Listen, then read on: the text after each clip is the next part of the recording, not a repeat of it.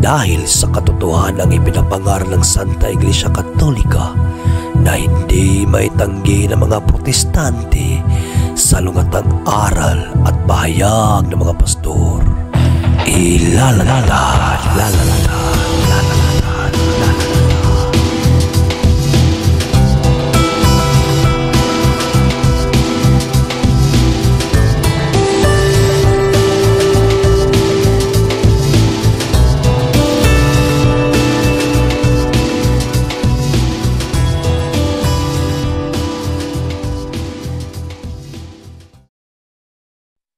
Bag sauce in hand.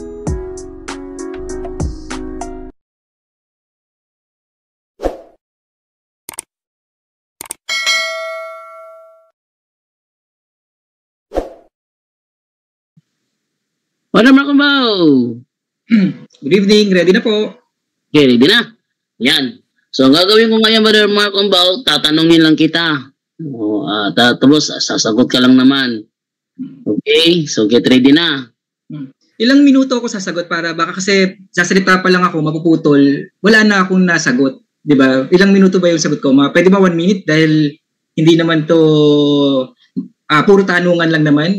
Oo. Diba? So, pwede ba 1 minute? Abayin natin ang konting tanungan. Yung sagot? Sige. Oh, yun na. And then, kung ano yung tanong, yun ang sagutin mo. Okay? Opo. No problem. Okay, so eto na. Atin ang simulan ng aking pagtatanong kay Mark Kumbaw. Eto muna. Mayroon muna akong ipaano na video. Habang wala pa siya, merong prototype. May naunang mga marka na anino ng totoong marka. Okay? Shadow ng totoong marka. Alin ito? Sabi sa Exodus 13:8-10, Exodus 13:8-10, yung tatak sa noo at sa kamay ay paniniwalaan at isasagawa. Malinaw yan sa Exodus 13:8-10. Hindi ko na makaquote yung verse dahil nga kulang oras, 10 minutes. In-expect ko nga 20 minutes. Pero sige, walang problema. Paigsiin natin. Exodus 13:8-10, yung marka ng halimaw ay paniniwalaan at isasagawa. Yun.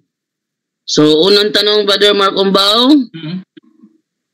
Anong tanda ang tinutukoy sa ginamit mong Exodo, Kapitulo 13, versikulo 8 hanggang 10? Ang tinutukoy dyan, yung paniniwalaan at isasagawa. Yun ba ang marka ng halimaw o pista?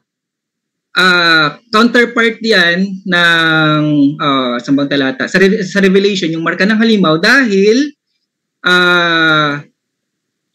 sa noo at sa kamay. Kumbaga, Old Testament pa lang, binibigyan na ng idea tayo kung ano yung sa noo at sa kamay na itatatak. Na tanda. Yung ano yung tanda sa noo at sa kamay, ito ay paniniwalaan at isasagawa. Ang tanong ko, ulitin ko. Ano ang tatak na tinutukoy doon? Yun ba ay pista o tatak ng halimaw? Tanda. Malinaw ang talata, kaibigan, pag binasa natin. Tanda yan eh. Tanda. Sa noo at sa kamay. Yung tanda na yan. Sige, para malinaw bro. At basahin ko na lang yung talata, no? Sige po, basahin niyo po. 13:8 hanggang 10, ganito sinasabi. Sa panahon ng pagdiriwang ninyo, ipaliwanag nyo sa inyong mga anak na ginagawa ninyo ito para ipagdiwang ang ginawa ng Panginoon nang ilabas niya kayo sa Ehipto. Ang pistang ito'y katulad ng isang tatak. Ayun ba yung talata? Sandali ba dyan do? Sandali. Double check yung talata. Sige. Parang iba yan. 13. Exodus 13. Exodus 13 verse 8 to 10. Sabi sa 10 na lang ako para mabilis. Isasagawa mo, simulan natin sa talaga kasi nandun yung tanda eh. Okay. Sa iyong magiging pinakatanda sa ibabaw ng iyong kamay at pinakaalala sa pagitan ng iyong mga mata, noo yan, noo. Okay? Saan yun? Mata. Upang ang kautosan ng Panginoon ay sumaiyong bibig sapagkat sa pamamagitan ng malakas na kamay ay inalis ka ng Panginoon sa 8 to 10. Sa 10 to 10 na, isasagawa mo ang mga palatuntunang ito sa kapanahon nito taon-taon. Yan. Yun nga, ang tanong ko, andyan ba yung kustalata? Ang tanong sa'yo kanina, 13:8 to 10. yung tatak na tinutukoy sa Exodus 13:8 to 10, yun ba ay tatak ng halimaw o pista? Yung tanda, ang ibig sabihin na nilalagay sa wala akong particular na Brother Danjo, ang kinuha kong mensahe ng talata, yung tanda na nilalagay sa kamay at sa noo ay pinaniniwalaan at sinasagawa. Kaya ako nagbanggit yung verse niyan. Ngayon, kung gagamitin yung piyesta, yes, bakit? Pinaniniwalaan nila yung piyesta at isinasagawa nila ang piyesta. Parang tradisyon nyo, sacrament nyo, baptism nyo, di ba? Yung tradisyon nyo, pinaniniwalaan nyo at isinasagawa nyo. Katulad din yung kung piyesta man ang tinutukoy dyan, ganun din naman, pinaniniwalaan nila yung kanilang mga festivals at isinasagawa rin nila. Kaya counterpart yan ng marka ng halimaw na nabanggit sa Revelation. Okay. Next question. Saan natin mababasa na ang marka ng halimaw ay counterpart ng pistang isineselebrate ng mga Israelita? Yung tanda na nilalagay sa noo, gaya na nilalagay sa noo ng, tingnan mo kaibigan, basahin ko yung talata ng marka ng halimaw kung saan kailangan kang sumamba. Hindi ko sa inyo yung talata. Ang sabi ko sa marka, yung hindi magpatatak, sasamba siya sa halimaw, hindi magpatatak at sumunod sa halimaw. Kunin ko yung talata para mas malinaw. Hindi yung sarili kong bibig yung interpretasyon ko. Sandali. Nasa ano yan eh? Hindi pwede natin ilimitahan na lang yung talata sa tradisyon or sa festival kasi ang ibig sabihin, ang pinakamensahe ng talata, yung pinaniniwalaan at isasagawa na kung saan ginamit yan sa Revelation 13:18 yata yan, kaya magkamali. Check ko Revelation 13:18. 13:18. Okay. Okay, dito karunong ay sapagkat ang siya nandito. Sandali ayun o. Okay, sa taas. Sandali At ang lahat ng malaki mayaman doon. Ayun o. Tingnan nyo, binigyan ng tanda sa kanilang kanang kamay at sa noo, gaya nung nasa binigay kong Exodus. Okay? Tapos, sa 16 yun, Revelation 13:16. Okay? Revelation 13:16, yun yung counterpart nung Exodus na nabigay ko kanina. Tapos, itaas mo uli yan sa ayun o. Hindi sumamba, ayun o, sa 15, ipapapatay naman ang lahat ng hindi sumamba sa larawan ng hayop. Ibig sabihin, ang pinakamensahe na kinuha ko sa Exodus, yung paniniwalaan at isasagawa. Ngayon, kung piyesta ang nababanggit sa Old Testament, isa sa mga pwedeng tukuyin dahil nga isinasagawa rin yun at pinaniniwalaan. Pero pagdating ng Antikristo, ng halimaw, ano na yan? Hindi lang basta piyesta, pagsamba na yan at tawag dito, pagsunod, pagsamba. Oo. Yun ang kaya ako nabanggit yung Exodus. Hindi yan ang tanong ko. Ang haba ng sinagot mo, hindi yan ang tanong ko.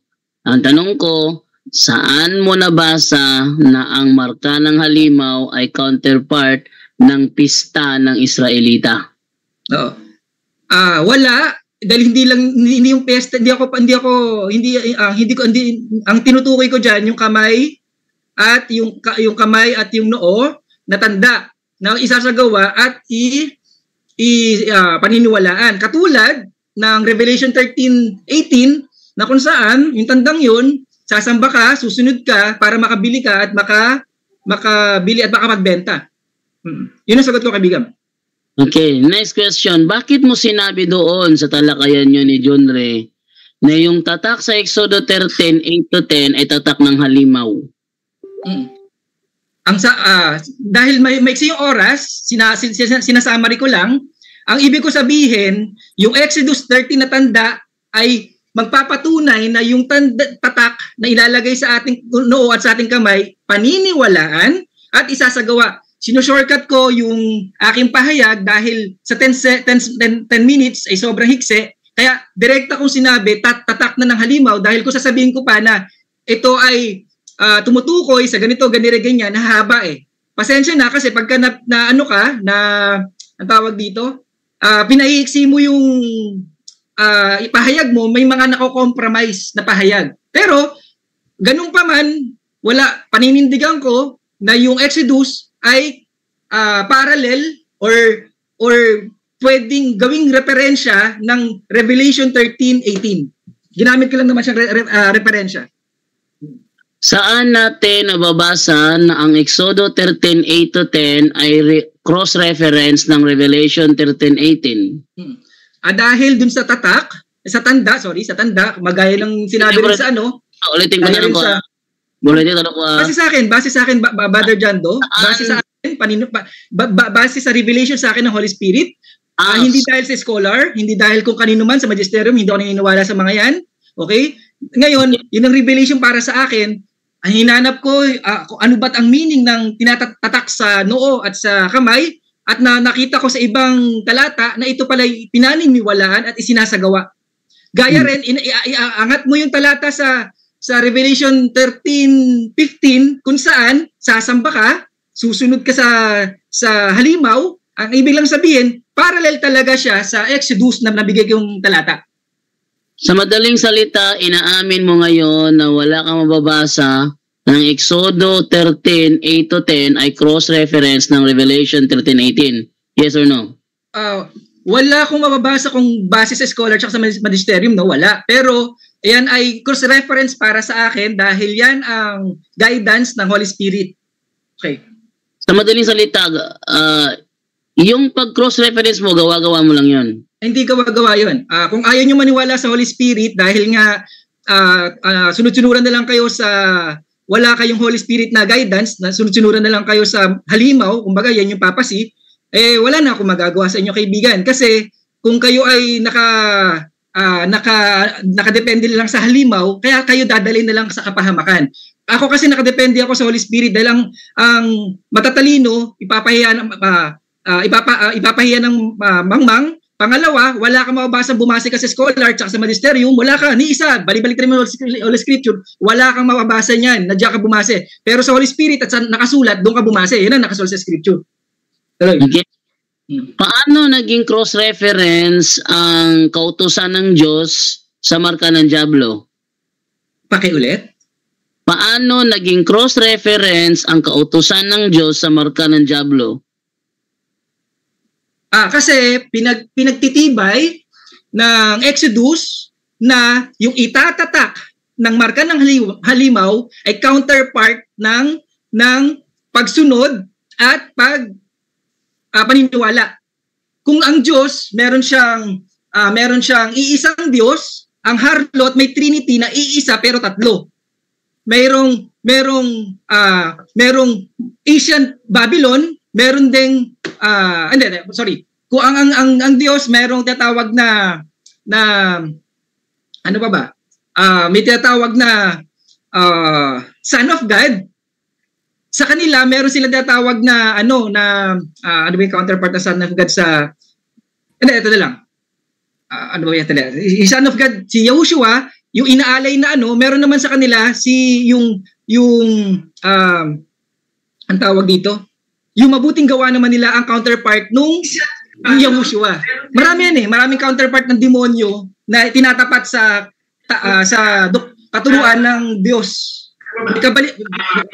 Katuruan ng Diyos, may kabaliktaran na ginagawa ang halimbawa, Holy Father, yung nag-iisang ama sa heaven, sino yung Holy Father ng Roman Catholic? Yung pare, tao.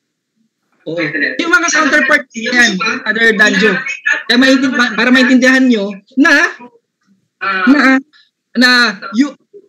maintindihan natin isang talata kung ikukonsulta natin sa ibang talata na mayroong parallel na tinutukoy. At yun yung tanda. Dahil pinipilit mo na ang Exodo 13 verse 8 to 10 ay cross-reference ng Revelation 13:18. Dahil cross-reference siya, ibig sabihin, ang marka ng demonyo, yun nga ang pista ng mga Israelita. Yes or no? Hindi lahat ng ang point of comparison doon, kaibigan, yung tanda, hindi yung binigay na halimbawa. Kasi nga, sabi ko nga sa'yo, di ba, kaibigan, yung counterpart. Teka bro. Kasi nag-cross-reference kayo, halimbawa, sampulan kita ng cross-referencing, ano? Doon sa Mateo 15:8 hanggang 9, yung sinasabi doon na ang kanilang pananampalataya ay hanggang bibig lamang sapagkat sinusunod nila ang utos ng tao. Ang cross-reference dyan nasa Isaiah 12:9 hanggang 10. Ibig sabihin, magkatugma. Okay? Babasahin mo yung Isaiah 12:9 hanggang 10 sa Mateo 15:8 hanggang 9, magkatugma siya, kaya nga cross-reference eh. Yan ang meaning ng cross-reference, bro. Ay dahil biblical bro. Teka ha. Kasi ginagawa mo akong sa akin lang eh. Paniniwala mo yun. Titingnan ko muna. Padre Danjo, may isa akong idadagdag sa nakalimutan kong banggitin. Di ba si Yahushua, sinimbolo niya, sabi niya, katulad na kung paanong itinaas ang tansong ahas, ganun din itataas si Yahushua. Ikukumpara natin si Yahushua sa ahas. Cross-reference yun, bro. Papakita ko yung cross-reference. Papakita ko lang sa Brother Danjo, pakinggan mo saglit. Yung ahas, winasak. Alang wasakin ni si Yahushua. Huwag tayong parang lahat-lahat ng comparison, ilalahatin mo na. Meron akong portion na kinukuha doon sa talata ng Exodus na connected sa Revelation 13. 13. Huwag mo naman, kaibigan, katulad nung tansong ahas, ihalin to na dati si Yahushua doon. Si Yahushua, hayop ba siya? Wait lang bro, babasahin ko muna. Hayop ba siya? Ahas ba siya? Basahin ko muna ha. Kusan ba siya? Bro, out of context ka. Yung tansong ahas, ginawang Diyos-Diyosan, pinangalan ng Hustan. Kaya winasak. Ayan ha? Kaya winasak kasi pinangalan ng Diyos. Alam ko po yun. So out of context ka. Ito naman tayo ngayon. Out of context. Example lang kita. Sa Mateo 15:8 hanggang 9. Ito sinasabi. Iginagalang ako ng mga taong ito sa mga labin lang nila. Ngunit malayo sa akin ang kanilang mga puso. Walang kabuluhan na pagsamba nila sa akin sapagkat ang mga tinuturo nila ay mga utos lang ng tao. Ang cross-reference niya, ito yung reason ba't mayroong cross-reference. Cross-reference niya, Isaiah 29:13. So babasahin ko ngayon para maunawaan mo ang cross-reference. Isaiah 29:13. Ito naman nakalagay dito. Sinabi ng Panginoon, ang mga taong ito'y nagpupuri at nagpaparangal sa akin sa magitan ng kanilang mga bibig, pero ang puso nila ay malayo sa akin at ang pagsamba nila sa akin ay ayon lamang sa tuntunin ng tao. Yan ang cross-reference, magkatugma. Okay? Dahil magkatugma, at kino-cross-reference mo ang Revelation 13:18 sa Exodus 13:8 to 10, ibig bang sabihin na ang marka ng Diablo ay ang pistang isiniselebrate ng mga Israelita? Yes or no? No. Ulitin ko ulit. Yung naniniwala ka, yung tansong ahas, cross-reference nung itataas si Yahushua. Naniniwala ka doon, tama? Ngayon, kung gagamitin yung katwiran mo, ibig sabihin may mga bahagi dun sa tansong ahas na hindi pwede ikumpara sa Yahushua. Pero kinumpara siya sa tansong ahas. Ibig lang sabihin kaibigan, tsaka yung cross-reference mo, kaibigan, saan ka makakabasa sa Holy Scripture na ang cross-reference ibabase mo sa pahayag ng scholar at ng magisterium nyo? Walang ganon. Ang cross-reference na pinabasihan ko, yung kapahayagan ng Holy Spirit na kung saan bibigyan ka ng karunungan, kasi ang Diyos, ang Holy Spirit, ang nag-iisang Espiritu ang magbibigay sa iyo ng wisdom and knowledge and skills, lahat ng kailangan mo ibibigay sa iyo niyan, ipoprovide yan. May talata ko, kung gusto mo ibigay ko sa iyo, kaibigan, na nanggagaling ang aking na dapat tayo umasa ng ating sasabihin, ating ituturo at ating uunawain, yung pag-unawa natin, manggagaling sa Holy Spirit. Gusto mo, doon tayo umikot? Hindi doon sa cross-reference na galing sa scholar at sa magisterium nyo? Dahil walang talata sa Holy Scripture yan, kaibigan. Okay. Wala kang ibigay talata sa akin yan. So sa madaling salita, hindi pala magka-cross-reference ang Revelation 13:18 at Exodus 13:8-10 kasi sabi mo no, hindi ba? Oh yes, sabi ko no kasi ang basihan, scholar, tsaka magisterium. Yes, hindi talaga cross-reference yan. Pero kung Holy Spirit yan, cross-reference yan dahil makikita mo, isasagawa at paniniwalaan. Ano ba ginawa dun sa Revelation 15? Isasagawa at paniniwalaan. O, di tugma. O, kasi wala yung Holy Spirit, kaibigan. Yun ang nagiging problema sa mga Romano Katoliko. Nakaasa na lang sa sasabihin ng kanilang halimaw na pinuno. Ito, para maunawaan ng karamihan kung ano ibig sabihin pag ginayad ka ng Holy Spirit, ganito. Mateo 21:15, ganito. Sapagkat ating simulan sa sa 14. Kaya itanim ninyo sa inyong isip na hindi kayo dapat mabalisa kung ano ang inyong isasagot. Sapagkat bibigyan ko kayo ng karunungan sa pagsagot para hindi makaimik ang inyong mga kalaban. Ibig sabihin, hindi ka makikitaan ng mali sa iyong isasagot. Yan wala sa talata yun. Wala sa talata yun. Yan ang reason na hindi makaimik. Interpretasyon mo lang yan, kaibigan. Sasabihan pa ako ng interpretasyon. Eto, babasahin ko sa sa magandang Wita Biblia kung hindi ba yan tinutukoy. Sige, ito, basa. Sapagkat bibigyan ko kayo ng pananalita at karunungang hindi kayang tutulan. Yes, amen. Hindi tutulan. Hindi walang mali. Nagkakamali sila Peter eh. Tutulan ko eh. Nagkakamali sila Peter eh. Nagkakamali si Pablo eh. Natutulan ko yung explanation mo eh. Kaya mali. Napabulaan ko. Kaya mali. Kaibigan, dahil sa referensya ng scholar, tinanong kita. Nabumasi tayo sa scholar? Tinanong kita. Wala. Tinanong kita. Sabi mo, cross-reference ang Revelation 13:18 at ang Exodus 13:8-10. Ibig sabihin, dahil cross-reference siya, ang marka ng demonyo, yun ang pista ng mga Israelita. Sabi mo, no. So, hindi siya cross-reference. Sabi mo, yes. Base sa scholar, yes na yes. Hindi, base sa scholar na pininiwalaan mo. Naka-record scholar. Naka-record doon. Base sa scholar, malinaw naman na sinabi ko ng cross-reference sa pahayag ng Holy Spirit. Ito pa. Next question, ito. Next question, yes. Ito mga prototype ng marka ng halimaw.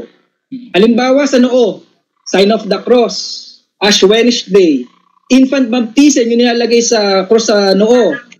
Kumpil, nilalagay sa noo, yan ganun. Yan. Kukunin yung aking tanong. Okay? Ito naman next na tanong. Prototype daw ng marka ng halimaw ang sign of the cross. Tanong, saan mo nabasa yan? Una, bakit yan ang tatak ng halimaw na prototype ay yung shadow pa lang, hindi yan yung totoo, yung pinaka-actual.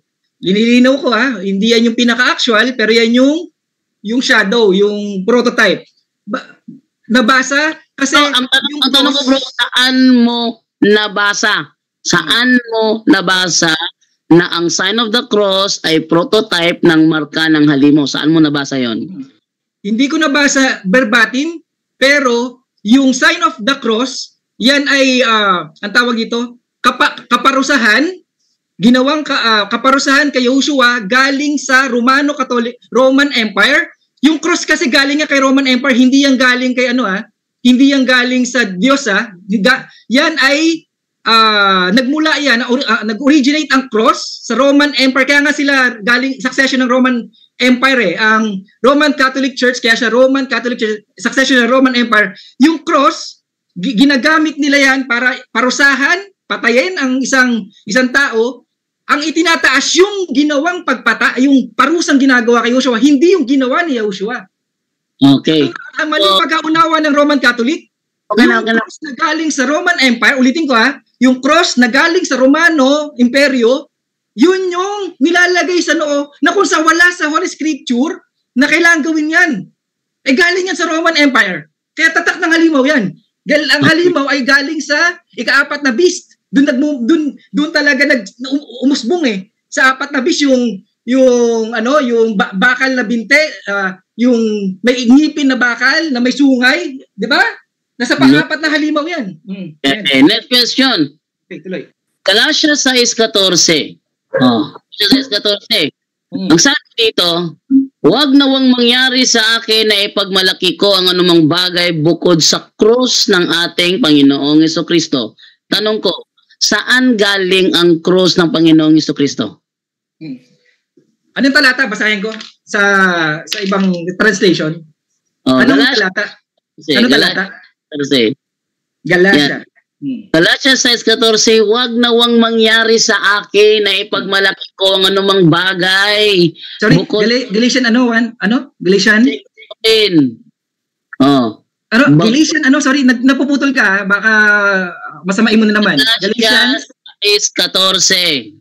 Sa 6:14. Okay. Sabi ganito, huwag nawang mangyari sa akin na ipagmalaki ko ang anumang bagay bukod sa krus ng ating Panginoong Jesucristo. Tanong, saan galing ang krus ng ating Panginoong Jesucristo? Yung cross, hindi may tatanggi ng mga Katoliko to. Ito ay, ang nag-provide nito, ang nagbigay nito, ang gumagawa nito ay Roman Empire.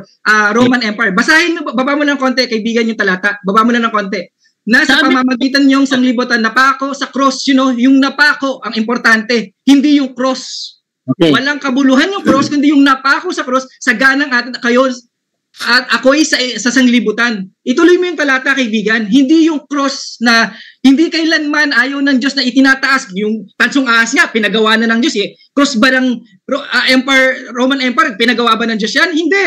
Pero yung tansong ahas, nung tinaas na, sinisindihan na, gaya nyo, yung cross na yan, sinisindahan nyo na. Next question. Sirain. Okay, next question. Inaamin mo na ang cross ng ating Panginoon ay galing sa Roman Empire. Yes na yes.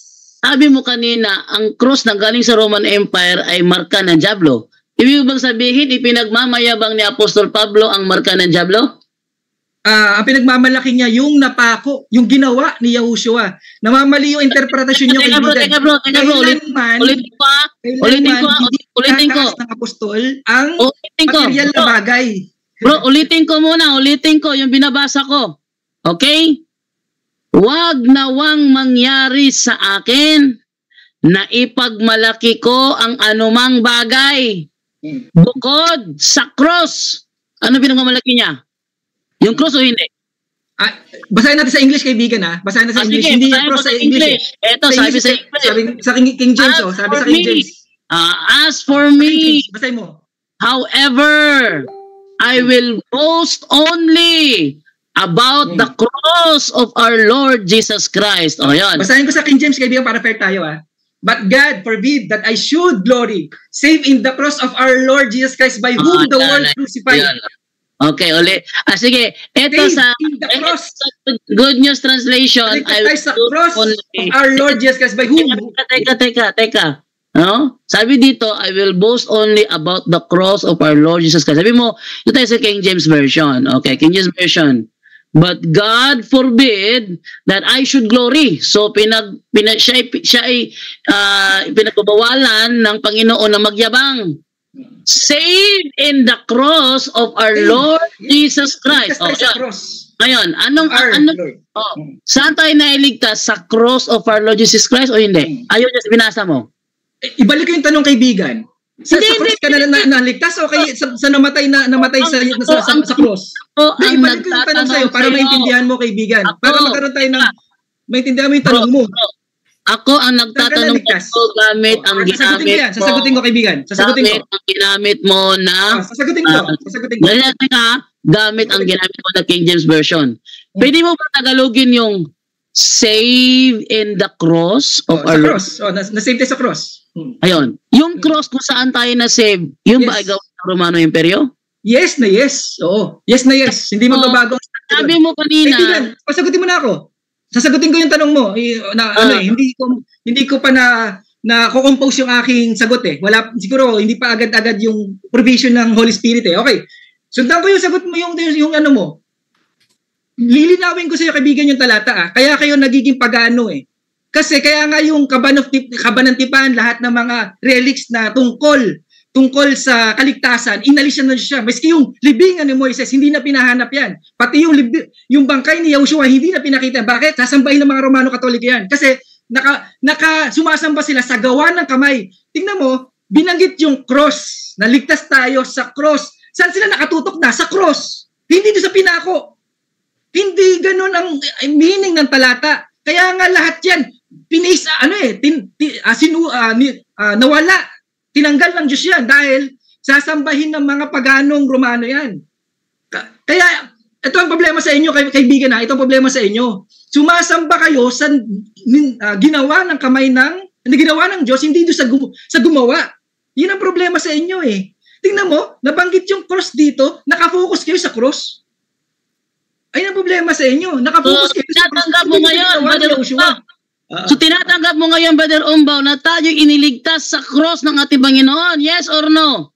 Yes, dahil namatay siya sa pamamagitan ng cross, pero hindi yung cross ang nagliligtas. Okay. Pero pagkaunawa mo, kung ang pagkaunawa nyo, dahil sa cross, kayo naligtas, ay mga pagano talaga, dahil yung kahoy, gawa ng tao yan. Gawa ng... Ibig bang sabihin, bro? Bro Umbaw, ibig bang sabihin, mali ang sinabi ni Pablo, na save the cross of our Lord Jesus Christ? Mali yun? Hindi nagkamali. Hindi nyo lang naunawaan na cross ang nakapagpaligtas sa atin dahil dun siya namatay. Hindi yung cross mismo. Hindi yung cross mismo. Okay? Hindi yung cross. Kaya wala kang mababasa, magkaroon kayo ng sign of the cross. Wala kang mababasang sign of the cross na, lahat na ikukumpil, babautismuhan na sanggol, lahat ng, Ash Wednesday, ilalagay sa cross. Kasi, yung cross na yon Romano Katoliko. Romano Katoliko. Romano Imperio, galing sa Roman Empire yan. Kaya nga, succession talaga kayo ng halimaw. Wait lang, bro. Succession kayo ng halimaw. Inamin mo na wala ka palang nabasa, sa madaling salita, gawa-gawa mo lang. Next question. Saan mo naman nabasa na ang Ash Wednesday ang prototype ng marka ng halimaw? Dahil sa cross. Galing yan sa Roman Empire. Bro, pakinggan mo ang tanong para hindi ka agad-agad sumasagot ng walang kabuluhan, okay? Pakinggan mo ang tanong. Saan mo nabasa na ang Ash Wednesday ay prototype ng marka ng halimaw? Brother Danjo, walang verbatim, walang word for word. Sabi ko nga sa'yo, Bible ako, pero hindi ako naniniwala sa word for word. Pero ipapaunawa ng talata na ang cross nanggaling yan sa Roman Empire. Kaya ginagamit, pati nga star, dahil daw sa Bethlehem. Pero meron sa talata na bawal ang star, sun, moon. Pero kayo, makikita nyo sa mga simbahan nyo yan. Dahil kukuha kayo sa isang talata, i-connect nyo, hahaluan nyo ng pagiging yung nababanggit sa scripture, gagawin yung paganong kaugalian.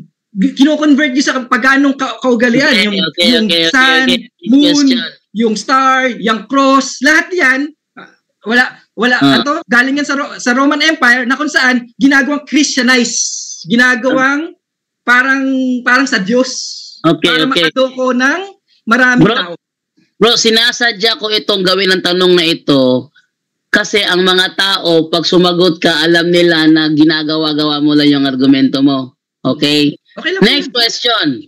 Saan mo nabasa? Yan na. Pag sinabi mo saan nabasa, bigay ka ng reference kasi kung ang reason mo is sariling opinion mo lang, walang maniniwala sa'yo kasi sariling opinion mo lang Hindi ko namimilit. Ito pa.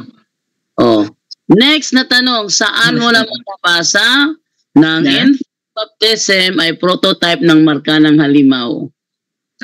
Sorry? Ano yung tanong mo? Pero bago dyan, balik ako muna yung cross Bibigyan kita ng talata na ang cross galing sa Roman Empire.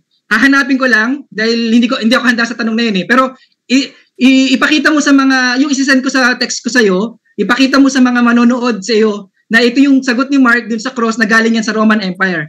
Okay, para meron akong basihan. Wala naman kaming tutol na galing sa... Wala palang tutol Teka, huwag ka muna maingay.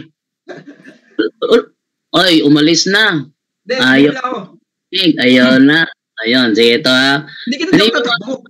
kaming mga Katoliko, naniniwala naman kami na ang cross kung saan pinako ang Panginoon Yun naman pala. Thank you, Lord. galing sa Roman Empire. Thank you, Lord. Hindi na pala kailang talata. Hindi yun pagmamayari ng Diablo matapos doon tumulo ang dugo ng Panginoon. Yan ha?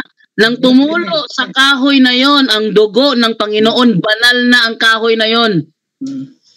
Akalain mo, dugo ng Panginoon nandoon, tapos sabihin mo, Diablo pa rin yon? Sa Diablo pa rin yon? Wow, Okay. tindi mo na. Barjan, yung cross ba na nasa simbahan niyo, natuluan ba ng dugo ni Yahushua yun? Nandoon na nga, teka, tumimik ka muna. Nandoon na nga yung dugo ng Panginoon, sabihin pa rin na sa Diablo. Yung nilalagay sa noo niyo, natuluan mo ng dugo yun? Nalagay sa noo, yun ay... Natuluan ng dugo? Yung cross sa simbahan niyo, kaibigan, natuluan ba ng dugo? Tumimik ka muna, wag mo iparamdam na natataranta ka. Okay? Huwag mo iparamdam na natataranta ka, ha, na yung kaba mo, lakas ng kaba mo, nararamdaman ko. Hindi, excitement yan, excitement. Kasi kung yung oras baka yung mga tanong mo hindi mo maubos Wag mo unlimited. Ay, wag kang mag-alala, bro. Kaya nga part 1 to eh. Kasi alam ko hindi mo... Sequence tayo, sequence. Okay na. At Yan. okay, next question. Sisabihin, pa sa mga tanong ko, nasagot niya. Ang mga ginagawa ni Pumbaw, puro... Paniniwala mo lang yan, kaibigan. Hey! Sige, mag-comment down below kayo, mga kapuntos. Sabi niya, isip ko lang daw yun. Hinahamon ko ang mga viewers ngayon. Mag-comment down kayo, babasahin ko ang comment ninyo, ha? Hindi, magtanong ka na lang, kaibigan, sa oras natin. Teka! Huwag ka tumakbo. Magtanong ka na. Katuloy ko yung mga kausap mo. Nakahilera to, okay? Kaya mag-alala. Babalikan kita, Pastor, Comment down below. Sabi niya, isip ko lang daw yun, nalugi siya. Sige, isip ko lang pala. Sige, mag-comment kayo, babasahin ko yung mga comment nyo. Okay. Hoy, Marcumba, asan ka na ngayon? Nawala. Sige, magbasa ka na kasi bakit ko palikin ganyan? Kakampi na lahat yan. Unfair yun. Magtanong ka na lang, huwag kang tatakbo. Tanong ka na lang. Huwag mo kasi sasabihin kasi na isip ko lang yun. Sabi mong isip ko lang yun. Isip ng Katoliko, na mga membro nyo, mga kasama nyo, mga pari nyo. Isipan nyo yan. Ang sinadya ko ito para ipakita ng mga pinagsasabi mo, walang ebidensya. Umamin ka na nga, kaibigan. Panglimang tanong. Umamin ka na. Padre Jado, di ba umamin ka na yung cross galing ka sa Roman Empire? Umamin ka na nga, Di pa nga ako nagbibigay ng talata. Pag yung Pentecost, sabi mo yung Pentecost, hindi yun ang araw ng Pentecost. Ang dami mong sinasabing hindi totoo Di ba? Hindi ka nakapuntos doon. Magtanong ka na lang. Magtanong ka na lang. Tumahimik ka muna.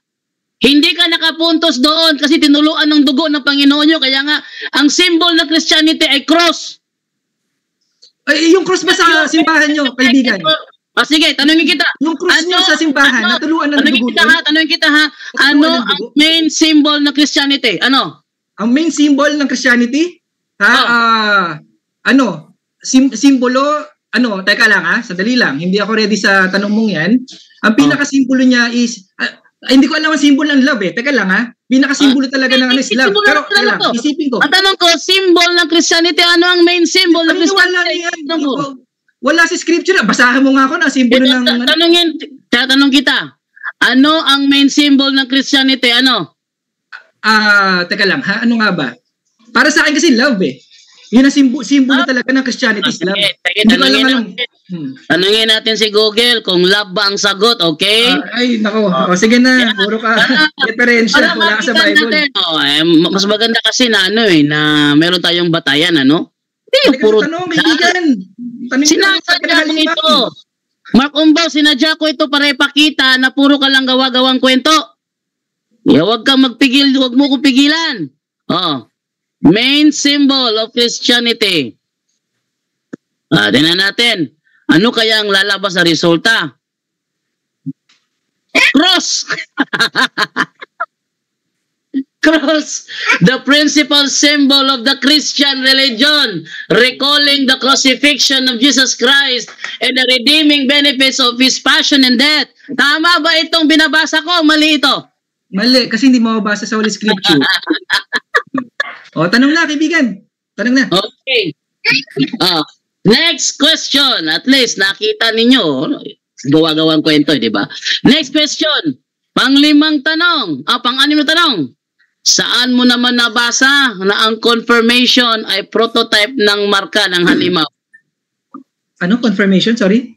Ano? Confirmation. Kumpil. Kumpil. Yung kumpil. Kasi nga doon sa cross din.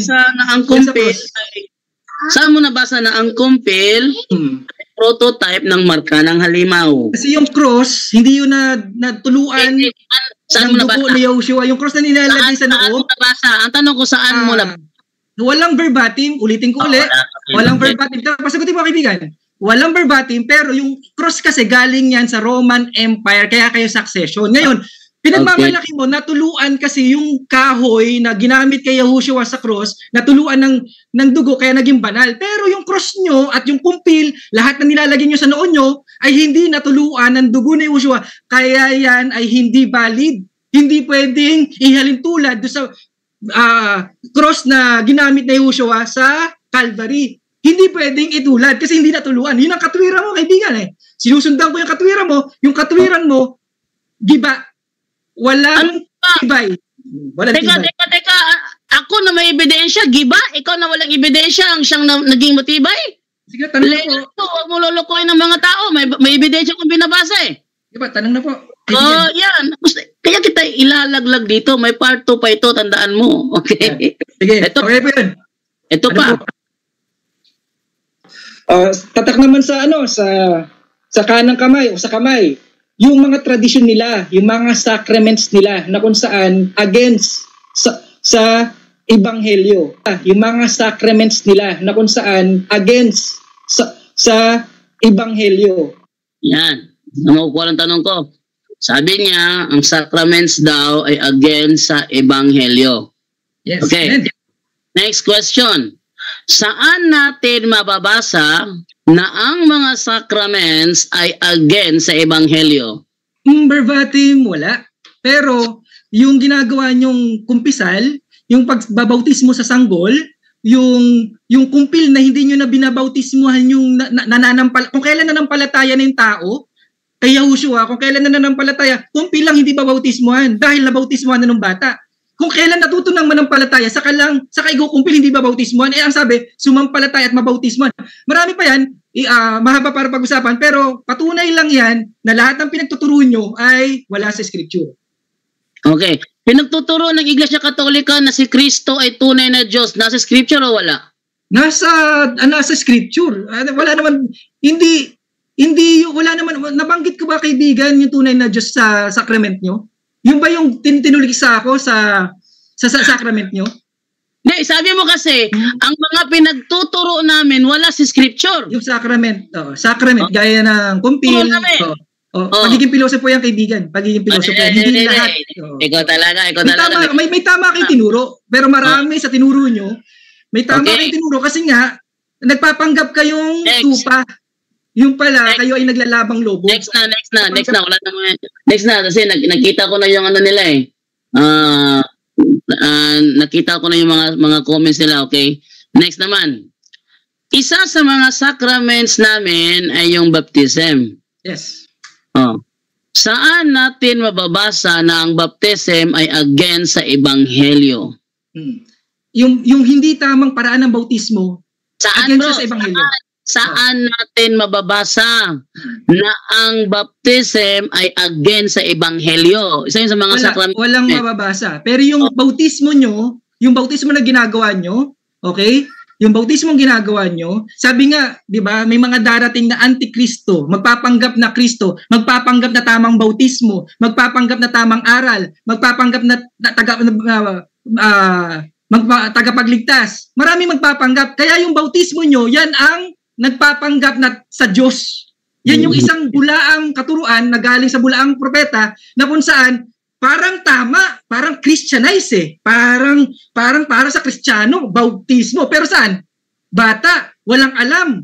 Tapos paglaki na, wag nang bautismuhan niya. Kung kailan sumasamba na yan, nananampalataya na sa Diyos yan, saka hindi ba bautismuhan ng Katolikan? Malaking pandaraya ng Roman Catholic. Kaya pinakamagaling na manluloko na simbahan, Roman Catholic talaga. Kasi pinutwist yung nasa talata. Next na. Haba na sagot mo eh. Ito na. Next naman na tanong. Next. Isa sa mga sacraments namin ang Sacrament of Confirmation o kumpil. Yes. Oh. Saan naman natin nababasa na ang kumpil ay against sa ebanghelyo? Wala, pero yung sumampalataya kailangan bautismuhan. Na kung saan hindi na ginagawa ng Roman Catholic, kinalaban yung bautismo kasi sabi, sino man ang sumampalataya? Bautismuhan. Sumasampalataya na. Kung kailan marunong na sumampalataya, ang gagawin ng Katoliko, kumpil, nagbautismuhan ng bata yan eh. Okay. Talagang panluloko ng Roman Catholic. Panluloko ng Roman Catholic. Oh. Sa relihiyon nyo ba meron kayong pag-aalay sa mga bata? Meron, wala? Yes na yes. Yes na yes. Ang iniaalay nyo ba mga pangalan na lalaki lang? Hindi, lahat. Babae, lalaki.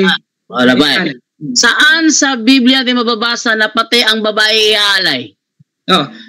Verbatim wala, no? Walang verbatim yan. Pero, hindi natin topic yan, kaibigan, kaya hindi ko makuha yung talata. Pagka mamaya or bukas, pag nahanap ko, isisend ko sa messenger mo, ipakita mo sa tao kung ano yung sagot kong talata dyan. Kung bakit kami yung talatang sumusuporta, kung bakit kami nag-aalay. Okay? Lalaki, babae, inaalay yan sa Diyos. Idinidicate, idinadala. Ay, wow. Oh. Kung mabasa ko bro, sa Biblia bro, na ang iaalay pangalan na lalaki lang, amin mo mali ka. Hindi ako amin na mali. Hindi ako amin na mali dahil tilang yan man ang talata. Kung may talatang ganyan, wag mo limitahan yung ibang talata. Kaya bibigyan kita ng talata na lahat ng bata. Okay? Sige. Ang nabasa ko sa aklat ng Lucas ay pangalan na lalaki lang iaalay. Saan mo nabasa pati ang babae iaalay? Sabi ko nga sa'yo, ihahabol ko na lang yan kasi hindi yan ang topic. Marka ng halimaw tayo eh. Okay? Marka ng halimaw tayo, ipapahabol kayo bukas, bukas o susunod araw kasi may pasok ako. Ipakita mo yan sa live mo yung talatang ibinigay ko. Okay? Hinabol ko kasi sabi mo kasi yung aming turo wala sa Bible. Kayo pala, yung turo nyo wala rin sa Bible. Wag ka muna magbintang kaibigan kasi hindi ko pa... Sinabi mo ngayon lang eh. Ngayon lang. Next tanong. Tanong, okay? Isa sa... Tandaan ninyo ha, mga nanonood ha, wala pa siya sa... Nakawalong tanong na ako. Wala pa sa isa sa mga tanong ko ang nasagot niya ng tama. Ikasyam na tanong. Isa sa mga sacraments namin ang sacraments of ikasampung tanong na pala. Isa sa aming sacraments ang sacraments of penance o kumpisal. Saan natin nababasa na ang kumpisal o paghingi ng tawad ay against sa ebanghelyo? Dahil wala tayong lalapitan kundi ang tagapagligtas hindi si Mary, hindi yung pare.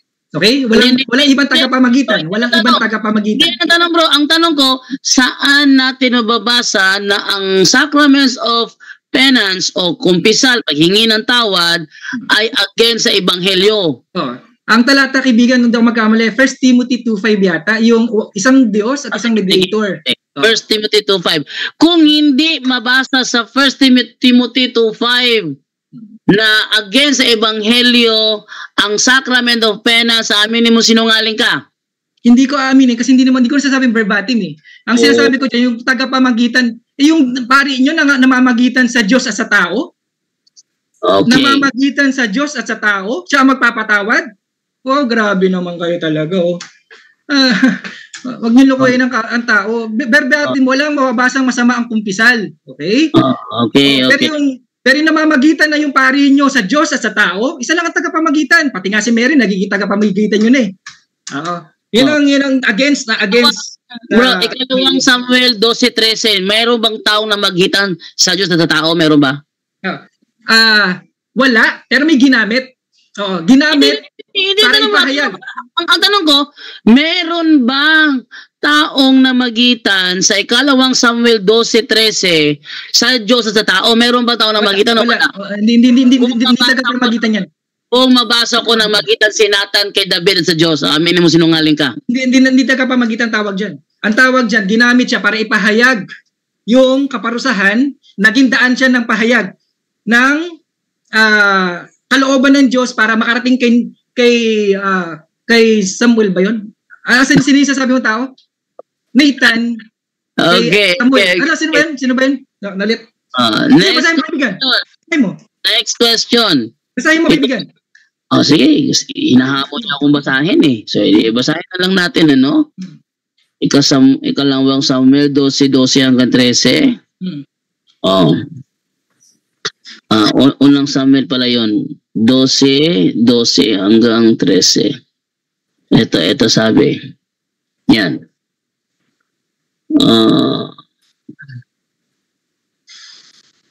Teka ha. Kalawang Samuel yata yun eh. 12, 13. Ito pala. Ito. Teka. Gusto niya basahin ko sa lahat eh. Okay, no? Ito. Basahin natin. Yan.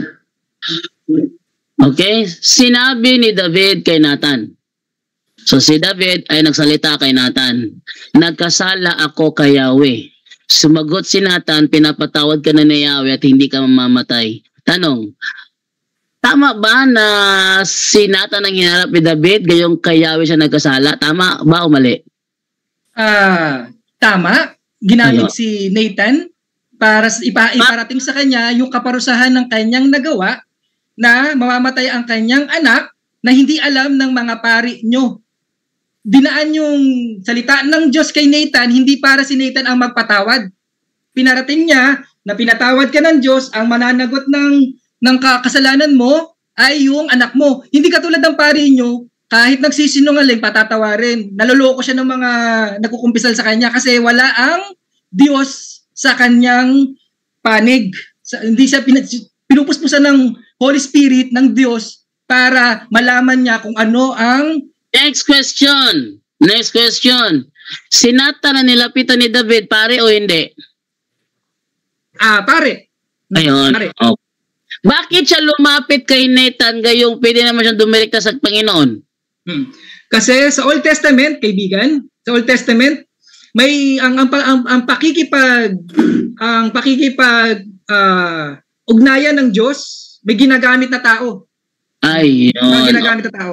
Ngayon, kaya nung namatay na si Yahushua, diretso na tayo. Napunit na nga. Kaya nga tayo pwede na yung pare. Wala nang pare-pare. Kaya nga diretso na tayo sa loob ng templo.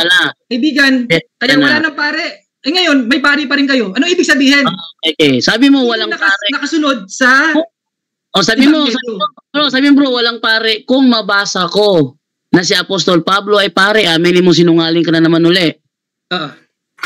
Hindi ko aaminin. Ang ibig ko sabihin ng pare, yung pare na sa kanya lamang magpapahayag. Kasi lahat na tayo, kaibigan, naniniwala akong pare si Apostol Pablo. Tayo nga pare eh. Yun ang problema sa Brother Jando. Basta nakabasa ka, parang akala mo, hindi mo na kinukuha yung meaning. Ako, pare ka. Kung sa Diyos ka, pare ako, pare lahat na sumasampalataya sa Diyos eh. Gagawin tayong pari lahat. Natural may pari pa. Pero hindi katulad ng pari noon na siya lang talaga pwede pumasok sa templo na mag-aalay, na pwedeng humawak ng kabanantipan. Kasi, punit na yung kurtina. Pwede na tayong lahat. Nilinis na tayo ng dugo ni Yahushua. Kung kayo, hindi pa kayo nililinis at yung pari nyo lang ang nilinis, wala. Okay. Kawawa naman kayo. Naiwan kayo sa lumang tipan. Naiwan kayo sa lumang tipan, kaibigan. Okay, direkta pala, napunit na, kaya direkta na. Yes, Lord. Itong inutusan dito sa Juan 20:23, ito ba taong papatawad dito? Pare ba o hindi? Anong talata, kaibigan? Juan 20:23, ang inutusan dito mapatawad, pare o hindi? Okay, pare. Ayun. Ang inutusan dyan, apostol. Kaya nga yung inutos sa kanila, turuan nyo, gawin lahat ng inutos ko sa inyo na gawin din nila. Ano yan? Yan 2023. Yung authority magbautismo, magpatawad sa pamamagitan ng bautismo, yung pagpapatawad sa pamamagitan ng bautismo, gawin nyo, dahil inutos ko sa inyo yan, na gawin din nila. Gawin din natin. Lahat ng sumasampalataya kay Yahushua, gawin ng mga apostol, gagawin ng mga succession, yung mga succession ng apostol, lahat ng ginawa nila sa John 20:23 na yan, yung ang patawarin sa lupa ay patatawarin sa langit, ang igapos, blah blah blah, kung ano man yan, hindi ko kabisado yan eh. Ang sabi dyan, sa Matthew, bago siya umakyat, lahat ng inutos ko sa inyo, lahat ng inutos ko sa inyo, iuutos nyo na gawin din nila. Gawin din nila. Ibig sabihin, ano ibig sabihin? Yung pagpapatawad na yan, nasaan? Confession, nasa bautismo. Yung kapatawaran, nasa bautismo. Nagpas na. Oh, ito naman. Next naman, ito naman. Patunayan ko na ang halimaw ay mismo yung Roman Catholic Church. Yun. Tanong, saan naman natin mababasa na ang halimaw ay ang Roman Catholic Church? Nasa ano yan? Revelation 17:7-8. 17:7-8. Okay, Revelation. Kung hindi mababasa sa Revelation 17:7-8 na ang Roman Catholic Church ang halimaw, aminin mo sinungaling ka na naman uli. Ay, hindi ko aminin, kaibigan. Wala pang pangalang Romano Katolik. Una pang pangalan ng Pilipinas eh. Pero, tingin mo yung halimaw, yung mother of harlot, siya yung halimaw. Sa Revelation 17:7-8, di ba? Naging siya. Wala na at darating. Sino yung naging siya? Wala na, pero darating. Ano katuwiran ni Junrey? Ano sabi ni Junrey? Tapos na daw yun. Hindi sa Revelation 17:7-8, naging siya. Wala na at darating. Sino to? Yung mother of harlot to ang halimaw. Oh. Okay, ito pa. Next question. Next question. Ang mother of harlot, ang little horn. Bakit? Dahil wala nang ibang tutupad nito kung hindi ang Roman Catholic Church. Yan. Yun. Yun lang muna pagkukuhanan ko ng tanong ko. Okay? Eto, tanong ko ngayon sa'yo. Saan natin mababasa na ang Roman Catholic Church ang mother of harlots ng Revelation? Okay. Maraming talata yan, kaibigan. Magdamag tayo yan.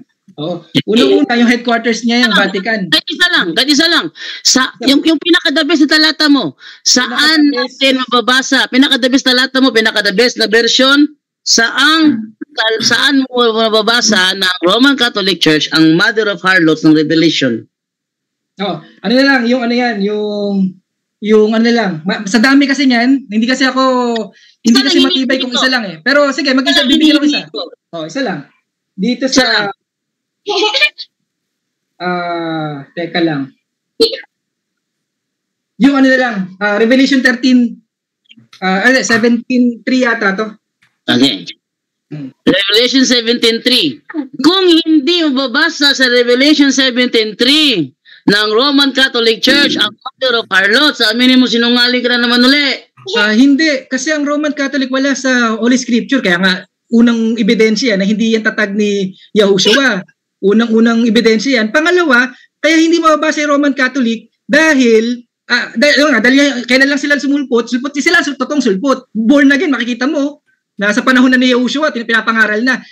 Tapos pangatlo, kaibigan, katangian ng Roman Catholic, ang tinutukoy ko, bakit siya na Roman Catholic, ang tinutukoy ng Scripture, katangian, hindi pangalan ng simbahan. Katangian. Isa-isahin ko, kaibigan, yung katangian. May siyam na katangian. Una-una, headquarters nila, yung Vatican City. Pangalawa, yung full of grace of authority, yung blasphemy, di ba? May autoridad silang gawa ng doktrina nila.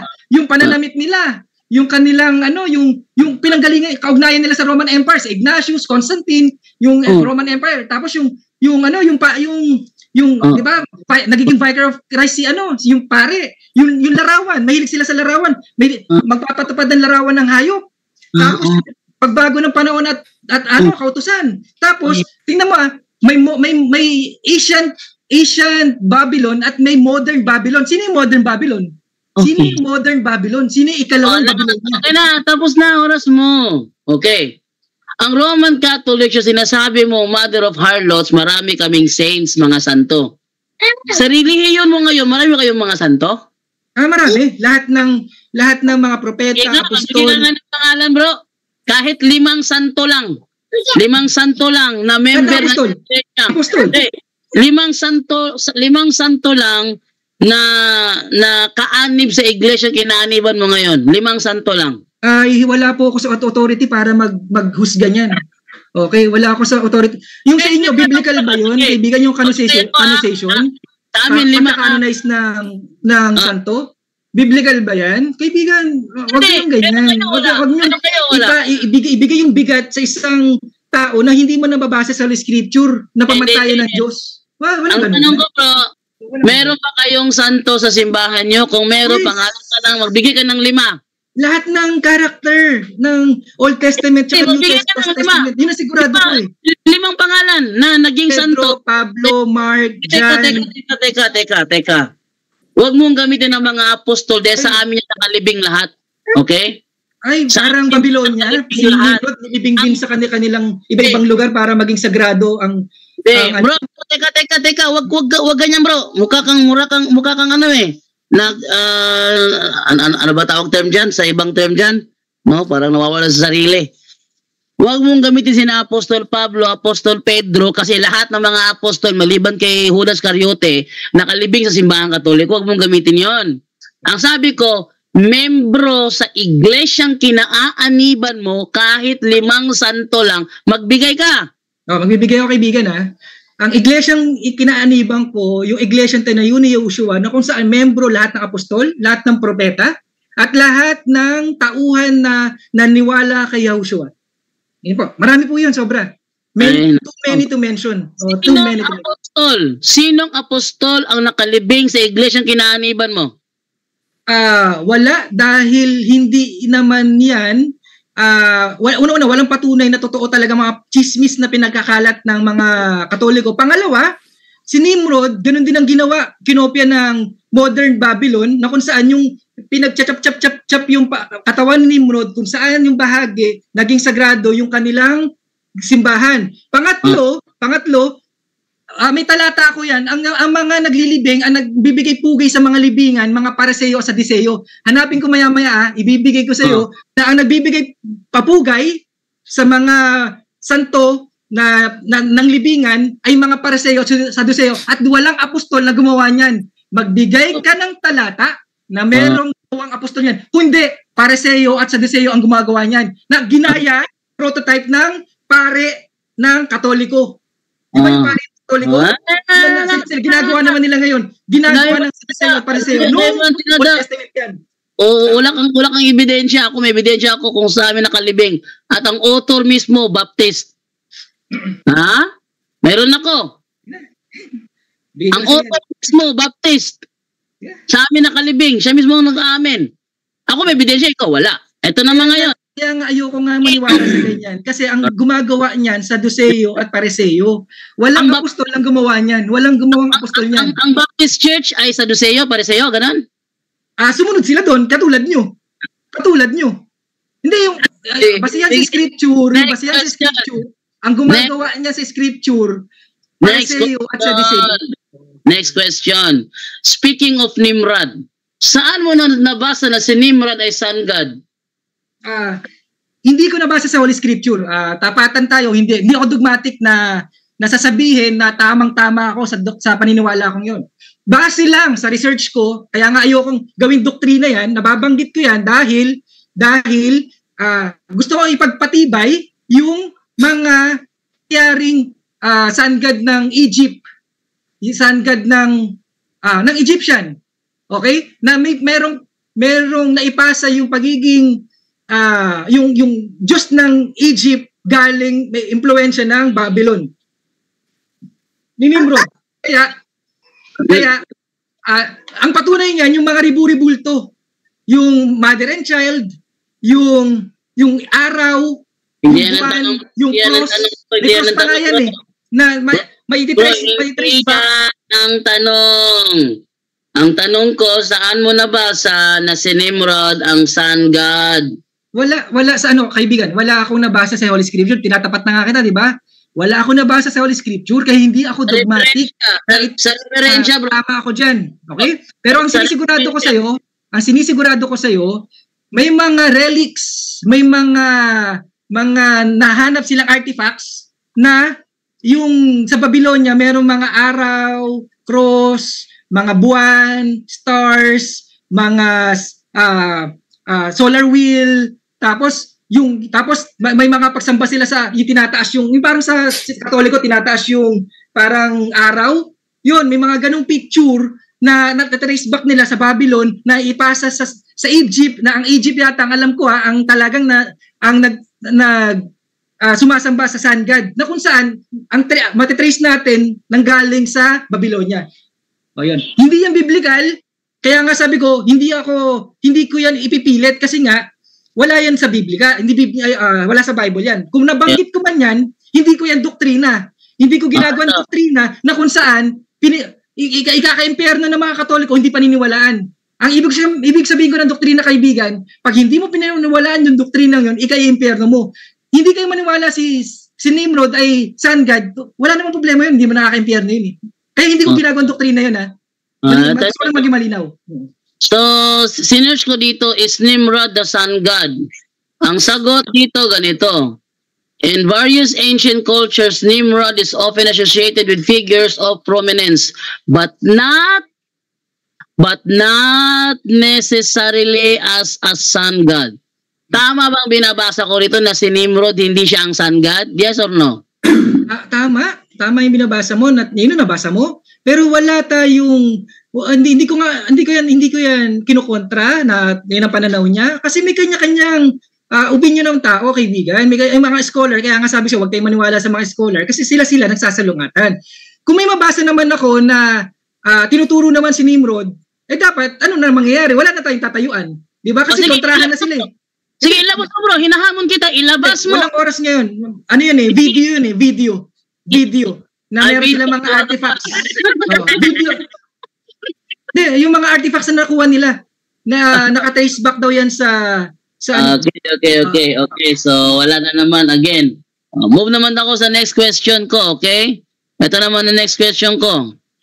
Kung ang Roman Catholic Church ang tinutukoy na Mother of Harlots, ano naman ang kahulugan ng pulang halimaw na kanyang inuupuan? Yun yung Red Dragon. Siya yung Red Dragon na ang counterpart ng talatayan. Anong kahulugan ng Red Dragon na siyang inuupuan ng Mother of Harlot na sabi mo ang Roman Catholic Church? Hanapin ko yung talata. Yung inuupuan na Red Dragon, na red na halimaw, scarlet colored beast, yan ay magbibigay sa kanya ng kapamahalaan. Hindi, hanapin ko talata, kaibigan. Ine-explain ko na, kaibigan.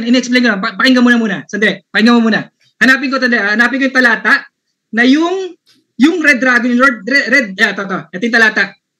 Teka lang, ha? Ang talata ay basahin natin sa Revelation 12:3-9, Revelation 17:3, magkakaugnay yung talatang to, ha? Tapos yung nagbigay ng kapamahalaan nasa Revelation 13 verse 4. Hindi. Ulitin ko lang. Papaliwanag ko. Alam ko yung tanong mo. Naiintindihan ko tanong mo. Yung Red Dragon tsaka Scarlet Colored Beast, yan yung Holy See. Bakit Holy See? Kasi yung Holy See, Holy Seat. Bakit nagkataon na sasakyan mo, di ba? Pag sinakay mo, uupuan mo. Bakit kung sinasabing Holy See yun? Kasi sa Revelation 13:4, nagbigay ng kapamahalaan. Saan? Sa halimaw na nakaupo sa Red Dragon, nagbigay ng kapamahalaan sa Mother of Harlot na may kaugnayan, tugma dun sa Red Dragon at Scarlet Colored Beast. Isa lang ang tinutukoy na yan eh. Ngayon, yung Red Dragon at Scarlet Colored Beast, yan yung magbibigay ng kapamahalaan na kung saan, ano yung inuupuan ng Papa Si? Holy See. Ano yung meaning ng Holy See? Holy Seat na inuupuan, sinasakyan. Yung inuupuan na niyang yan, yung kapangyarihang niyang yan, mawawala dahil huhubaran siya niyan at lalabanan siya niyan, didigmain siya niyan eh. Yung kapangyarihan na meron siya ngayon, ay yan din ang gagamitin ng Diablo. Bro, nagpaliwanag ka na sa debate nyo ni John Ray. Naghayag ka. Sige. Tubig. Sige, kuha ka ng tubig. Tuloy. Wag na masyadong mahaba ang paliwanag, bro, kasi nakapagpaliwanag ka na doon kay John Ray. Sagutin mo na lang yung mga tanong ko. Ano ang kahulugan ng pulang halimaw na kanyang inuupuan? Kahulugan niyan ay Holy See. Saan talata na Holy See? Ang basehan ko siya yung Revelation 13:4 na nagbigay ng kapamahalaan sa Vatican City. Ang Vatican City ang inuupuan ng Papa, yung leader nila, ang inuupuan niya yung Holy See, na kung saan yun ang nagbibigay ng kapamahalaan. Kaya powerful siya, oh. Makikita mo hindi hindi ordinaryong kapangyarihan ng pinanggagalingan ng Holy See na yan eh. Hindi ordinaryo. Saan tinuro ng Iglesia Katolika na ang pagiging obispo ng mga obispo sa Roma ay nagmula sa Romanong Imperyo? Wala. Hindi aamin ang Diablo, ama ng kasinungalingan. Ba't aamin yun, kaibigan? Para naman tayo nagiging grade 1 yan. Aamin yung magnanakaw sa ginawa niya? Okay. Naman, ginagawa mo naman bata, kausap mo, kaibigan. Ginamit mo ang term little horn. Yan ha? Ayon sa Bible. Ayon sa Bible, ang little horn ay isa sa mga hari ng Fourth Kingdom. Tanong, hari ng Fourth Kingdom. Ang Roman Catholic Church ba ay hari o iglesia? Iglesia na naging naging religious state yan na anong tawag niya sa hakari niyo? Parang ano ba tawag niyo? Sandali ano yan bro? Hari ba ang Roman Catholic Church o iglesia? Yung Vatican City, kaharian na ngayon yan. Government na yan. Ang namumuno. Hindi ko tinatanong ko kaharian ba o hindi. Ang tanong ko, hari ba ang Roman Catholic Church o iglesia? Ganito yan kaibigan. Nagmula siya sa kaharian ng 4 na halimaw. Ano yung 4 na halimaw? Roman Empire. Linawin ko yung talata, kaibigan, na wag mong guluhin yung tao. Nanggaling yung little horn, yung sungay na usbong, dun sa beast, yung ika-4 na halimaw. Wala na yun ngayon, kaibigan. Wala na ngayon yung Roman Empire. May patunay yan na nagpatuloy yan dahil doon sa little horn, dun sa paa, na bakal at binti. Hindi yan ang tanong bro, hindi yan ang tanong. Ang tanong ko sa iyo, ano ang Roman Catholic Church? Iglesia ba siya o hari? Iglesia. Ang little horn hindi siya Ayon sa Daniel 7:25, ano ang little horn? Hari o iglesia? Nalimutan ko kung talagang kaharian kasi yung turn horns, hari yon. Pero nagiba yon, ewan ko lang kung nabanggit yung little horn na hari. Sorry i-reviewin ko uli yan. Pero ito sigurado ko, kaibigan. Patunay na nagpatuloy yung pang-4 na beast, yung Roman Empire sa pamamagitan Babasahin ko bro. horn. Babasahin ko 7:24 ng Daniel. Di ko pala alam yung mga talata pala eh. Ang 10 sungay ay ang 10 hari na maghahari sa kahariang yon. Papalit sa kanila ang isang hari na iba kaysa kanila at ipapagtak niya ang 3 hari. Itong papalit na hari na ito ba yung little horn? Yes or no? Yes. Di hari. Hari siya. Yung little horn, hari. Anong? Ayon sa Biblia, ang little horn ba ay hari o iglesia? Kombinasyon niya ng pagiging kingdom at pagiging iglesia. Bakit? Kingdom. Kasi imagine, Vatican City, di ba little horn? Lungsod yan, kaibigan. Lungsod. Ang aking tanong. Ulitin ko ang aking tanong para makita ng mga viewers na binabaluktot mo ang Biblia. Para maintindihan din nila. Ang risk ko nito para makita nila na binabaluktot mo ang Biblia. Ulitin ko.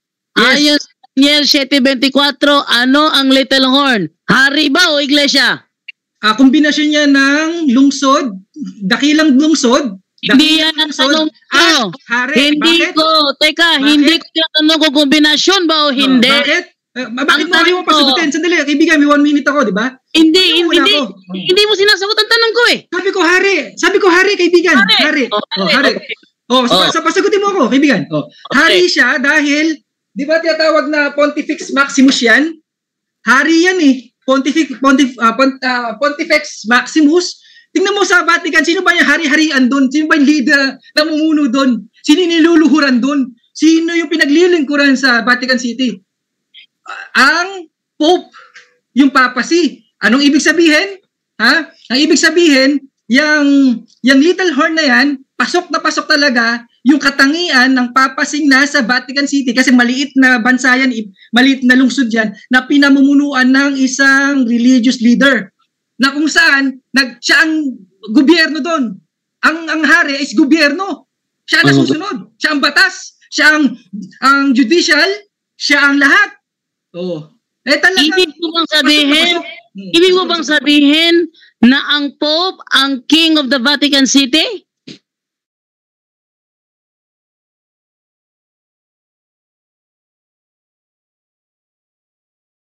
Ang King of Vatican City, yun ba?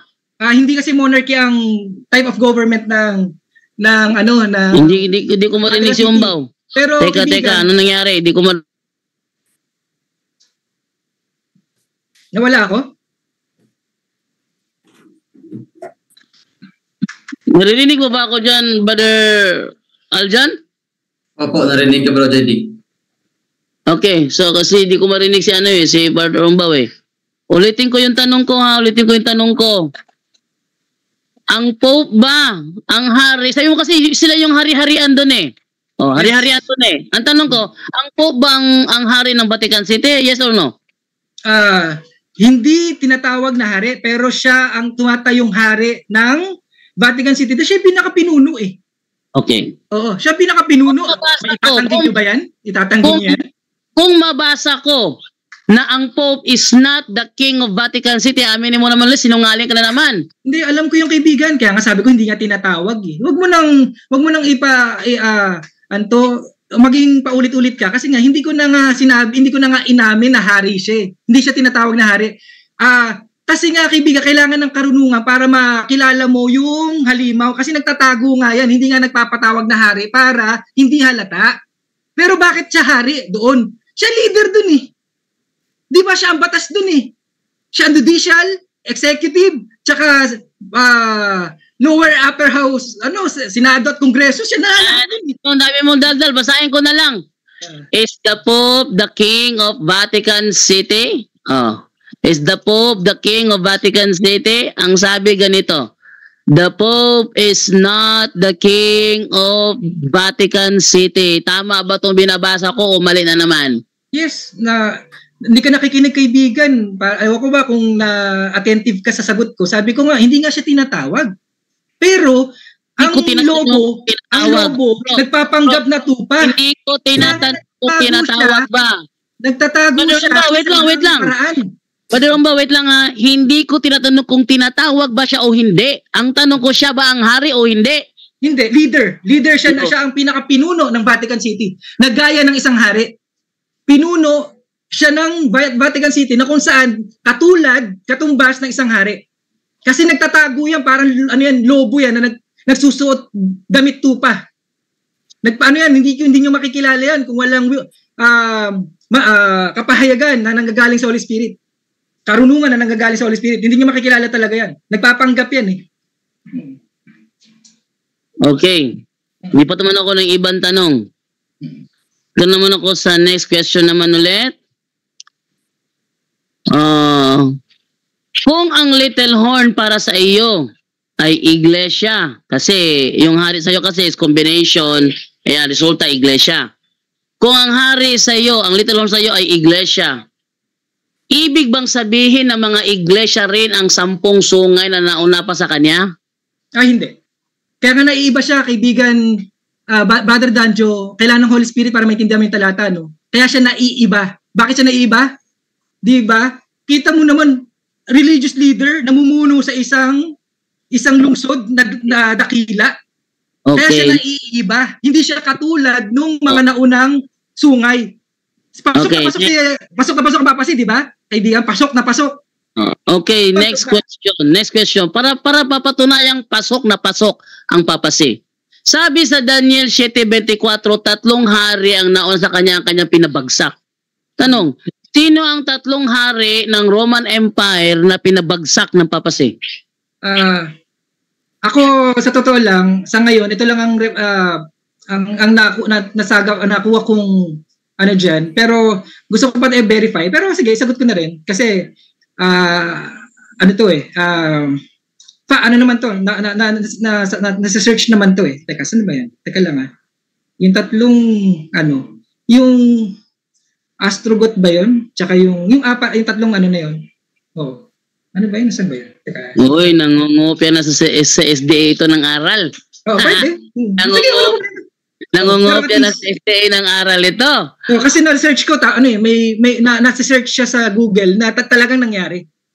At talagang search ko yan talagang nangyari siya Kaya, nung nakita kong talagang nangyari, may history talagang ganun ang nangyari. Nung umusbong niya ang Catholicism niya, may 3 bansang na bumagsak dahil na-convert daw sa Christianity, etc. May mga ganung nabasa ako. Hindi ko hahanapin ko sana kaya lang baka sayang oras mo. Pero gasgas ng debate yan kasi nga ginagamit din ng SDA. Wala namang masamang kumopya kung na-verify ko rin naman na totoo naman talagang nangyari sa kasaysayan. Wala namang masama. Bakit?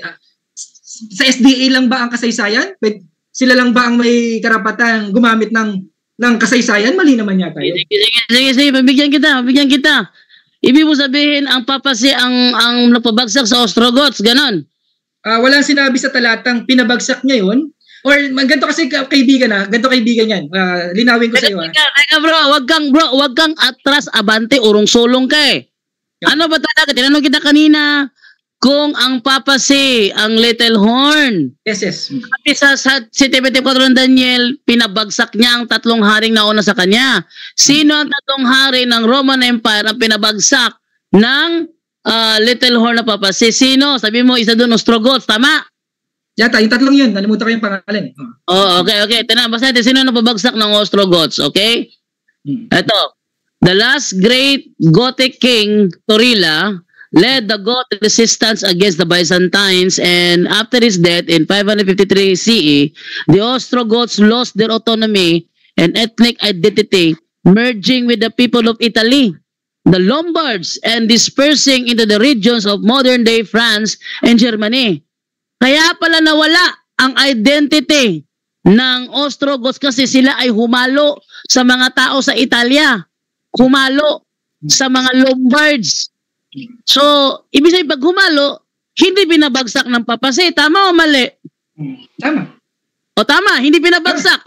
Diba sabi mo kanina, pinabagsak ng papasi ang Ostrogoths. Pasensya ka na, inaalala ko yung nasa talata.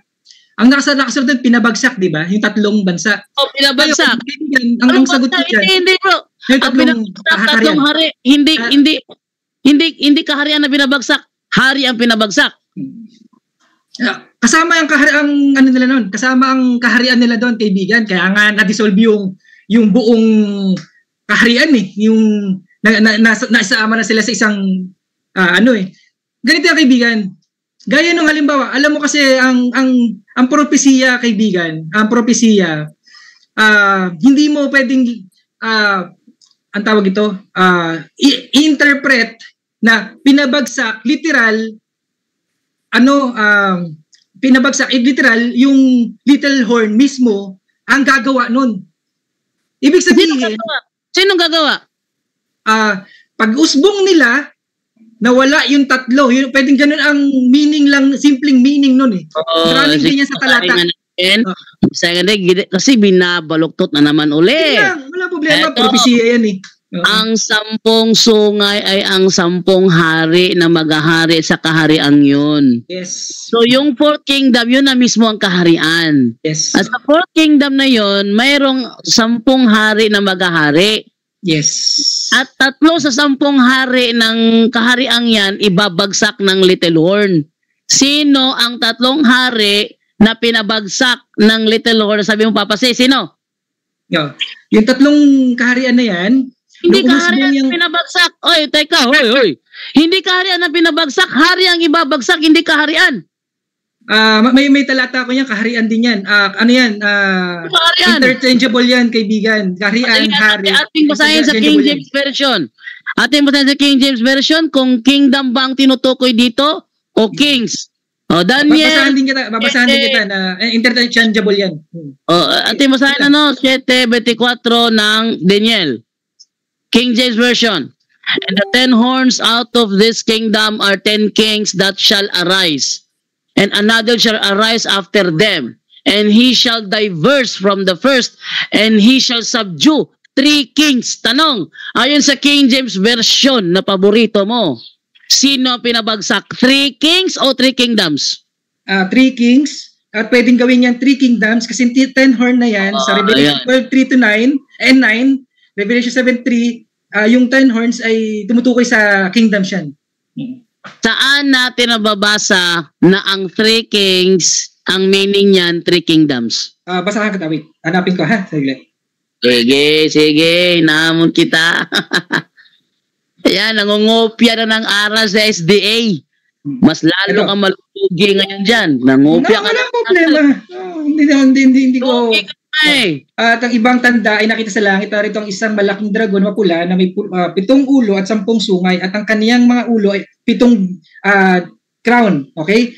Sa Revelations 12:9, tingnan ko sa 12:9 nasa lang. Ang 12:9 sabi, ay nagis ang malaki siya ay nagis sa lupa. Hindi. Sa 17:3 yata to. Ba? Hindi ko nakita yung talata. Wait lang. 17:3.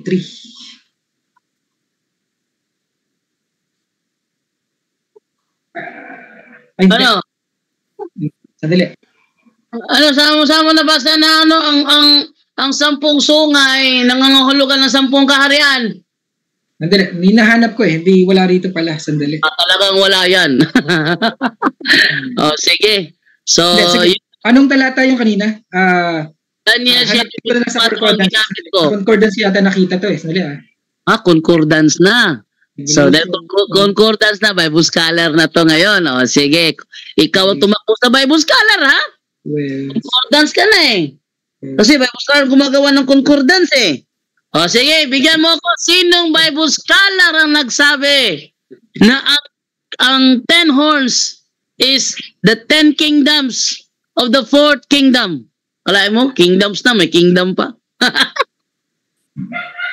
Ayan, nangopya sa SDA ng aral.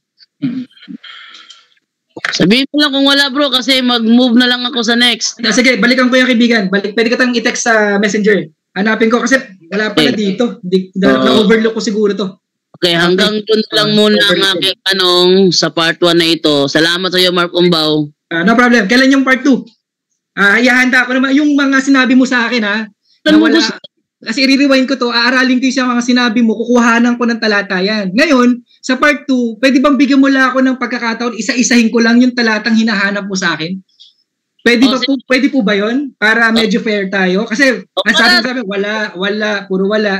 Siyempre, hindi naman ako si Eli Soriano na lahat yan, kabisado ko. Pero, ginagarantiya ko sa'yo, meron akong talatang pwedeng basihan ng mga pahayag kong yan. Gaya na itong kingdom na to. Hahanapan kita ng talata. Okay lang po ba yun, kaibigan? Walang problema. Kailan yung part 2? Kailan yung part 2, kaibigan? Sa next schedule siguro ko, kung next schedule ko, doon naman ang part 2. Wednesday uli? Hindi ko alam kung sino kailan ako bibigyan ng schedule eh. Okay. Excited na ako ibigay yung mga talata kasi gulatan tayo sa talata eh. Sige. Sa talata, hindi naman ako si Eli Soriano. Kailan lang ako nag-aral ng Bible eh. Sige bro, mag-mensahe ka na lang bro. Ayun, maraming salamat sa punto por punto, no? Muli, binigyan ng pagkakataon na ipahayag ang katotohanan. Pasensya na sa mga hindi ko na ibigay na talata, pero may part 3 pa naman. Sa muli namin pagharap ni Brother Danjo, ilalatag ko yung mga talatang nabanggit niyang hindi ko nabigyan ng talata. Yun lang po, maraming salamat. Sa ulitin, huwag kayong madala. To God be the glory. Salamat. Thank you.